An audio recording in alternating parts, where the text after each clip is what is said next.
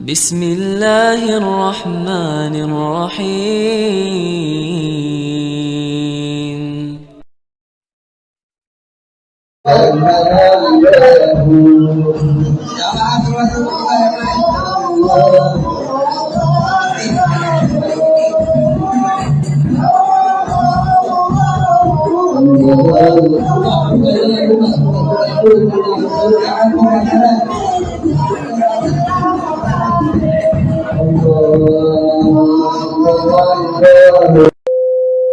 Assalamualaikum warahmatullahi wabarakatuh. Alhamdulillah hamdan katsiran thayyiban mubarakan fi kama yuhibbu rabbuna wa yarda. Amma ba'du, kaum muslimin yang semoga dirahmati Allah Subhanahu wa taala.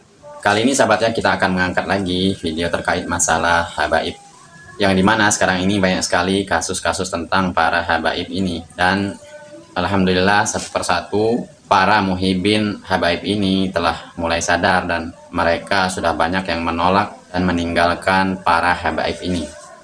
Lantaran sahabatnya karena para habaib ini banyak sekali yang mengaku-ngaku keturunan Rasulullah SAW, dan ternyata nasab mereka itu nasab yang tidak jelas. Bahkan banyak sumber yang membuktikan bahwa nasab mereka itu adalah bukan keturunan Rasulullah SAW. Bahkan sahabatnya ada juga yang mengatakan mereka adalah keturunan orang Yahudi. Dan di sini sahabatnya saya akan menampilkan cerita seorang muhibin para habaib yang bercerita telah tobat untuk mengikuti jejak-jejak para habaib ini.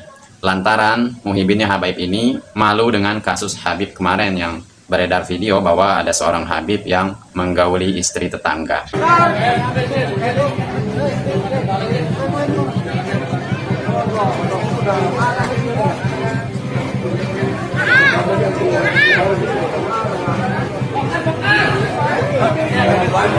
Jadi disinilah sahabatnya kenapa bapak ini yang 35 tahun katanya mengabdi kepada habaib, dan sekarang terang-terangan mengatakan dia telah tobat dan kapok untuk mengikuti jejak para habaib ini. Dan untuk menyingkat waktu, coba mari kita simak saja pernyataan bapak ini yang telah tobat untuk mengikuti jejaknya para habaib ini.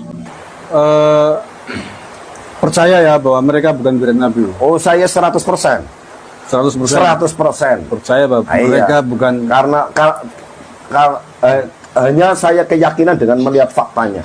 Faktanya ya. Iya. Ya, digabung berarti data, fakta ditambah penelitian manuskripnya Kiai Maduddin Usman, dan kemudian ada cerita sejarah-sejarah ya. Iya. Akhirnya 100% tidak percaya bahwa tidak mereka percaya kalau saya yakin. Kalau saya yakin kalau dzurriyyah Rasul betul, tidak mungkin akan maksiat yang seperti itu yang saya alami. Nah, begitulah sahabatnya pernyataan dari muhibin para habaib ini yang katanya tadi sudah 35 tahun mengabdi kepada para habaib. Jadi bapak ini selama 35 tahun ternyata sudah dibohongi para habaib ini sahabatnya. Dan alhamdulillah sekarang inilah beliau ini mengetahui bahwa memang para habaib ini adalah keturunan nabi palsu. Apalagi kemarin bapak ini telah menceritakan bahwa malu terhadap kasus habaib yang kemarin sempat viral, yaitu menggauli istri tetangga. Alhamdulillah, subhanallah sahabatnya. Memang sekarang ini sudah saatnya sahabatnya kita untuk berpikir cerdas bagaimana kita menyikapi tentang kebobrokan para habaib ini, yang sangat banyak sekali beredar video-video tentang kebohongan atau cerita-cerita halu dari para habaib ini. Ada yang bisa terbang, bahkan ada yang bisa menurunkan rantai dari langit. Ada juga sahabat ya yang bisa mengirimkan surat untuk malaikat munkar dan nakir. Dan semua video itu sahabatnya tentu sahabat semua sudah menonton tentang kejahilan atau cerita-cerita halu dari para habaib ini. Dan sekarang inilah sahabat ya untuk kita sadar dan mawas diri agar kita benar-benar mengambil ilmu yang jelas dan belajar bagaimana agama Islam ini yang sesungguhnya, yaitu kembali kepada Al-Quran dan Sunnah dan pemahaman para sahabat radhiyallahu anhu ajma'in. Dan di sini sahabat ya, saya akan menampilkan bagaimana kriteria Habib yang sesungguhnya. Ternyata gelar seorang Habib itu bukan suatu landasan untuk berada di atas kebenaran, tapi bagaimana Habib tersebut menyampaikan tentang ilmu yang benar-benar keluar dari lisan Rasulullah SAW. Dan yang lebih anehnya lagi sahabat ya, bukan hanya di Indonesia, para habaib ini banyak yang tidak diakui sebagai zuriat Nabi SAW. Bahkan sahabat ya, di kota Mekah pun para habaib dari Yaman ini tidak diakui sama sekali oleh orang Arab, karena memang mereka itu bukanlah keturunan Rasulullah SAW. Beberapa hamba Allah yang mereka misalnya adalah kebetulan punya garis keturunan dengan Nabi Shallallahu Alaihi Wasallam yang kemudian ditokohkan misalnya. Sebenarnya ini juga pembahasan khusus. Kami ada materi mudah-mudahan di YouTube masih ada. Cukup panjang materinya, pernah kami sampaikan di Cilegon, dan ini perlu diketahui, dan di sana kami jelaskan tentang panduan-panduan utama tentang membedakan siapa mereka, apa kriterianya, bagaimana cara mengenal mereka, dan siapa dari mereka yang perlu dan harus kita jadikan panutan, panduan. Karena tidak semua hanya dengan sekedar yang namanya punya garis keturunan, tetapi di dalam aplikasinya, di dalam mereka membawa daripada keturunan tadi itu tidak sesuai dengan asalnya, yaitu Nabi kita Muhammad Sallallahu Alaihi Wasallam, sehingga tidak menjadi mutlak bagi kita untuk menjadi panutan. Tidak menjadi panutan. Yang jelas panutan kita yang paling utama adalah Nabi Sallallahu Alaihi Wasallam. Kemudian kebenaran yang datang dari Nabi yang dilanjutkan oleh generasi yang mulia, siapapun mereka daripada yang membawa daripada kebenaran ini. Yang jelas panutan kita yang paling utama adalah Nabi Sallallahu Alaihi Wasallam. Kemudian kebenaran yang datang dari Nabi yang dilanjutkan oleh generasi yang mulia, siapapun mereka daripada yang membawa daripada kebenaran ini.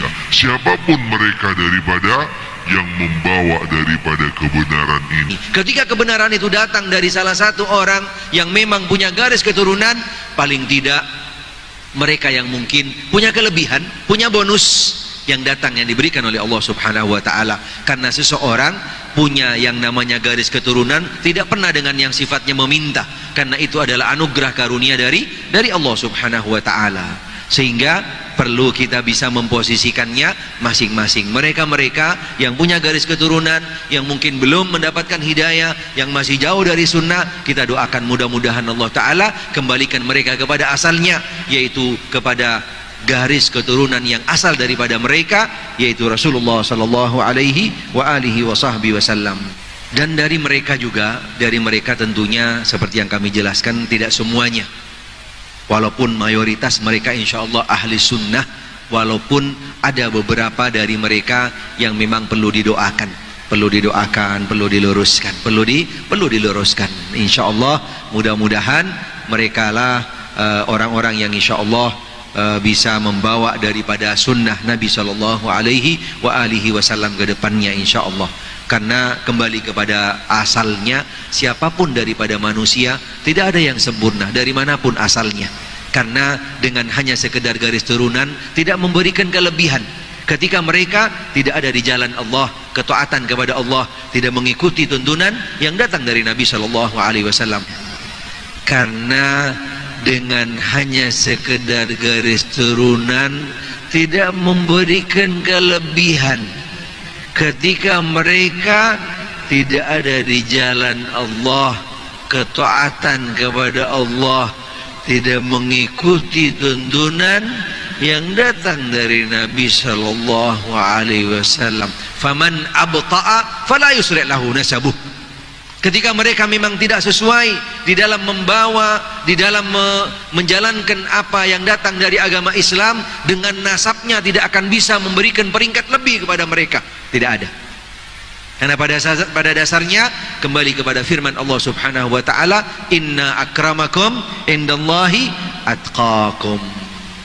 Semoga video yang saya tampilkan ini sahabat ya memberi manfaat untuk kita semua, agar memang kita harus benar-benar memilih guru walaupun dia bergelar seorang habaib sekalipun. Jika habaib tersebut hanya bercerita dongeng atau halu, tentunya itu tidak pantas untuk kita ambil ilmunya sahabat ya, seperti yang dikatakan oleh Habib Salim Al-Mudhar tadi. Semoga video saya ini bermanfaat.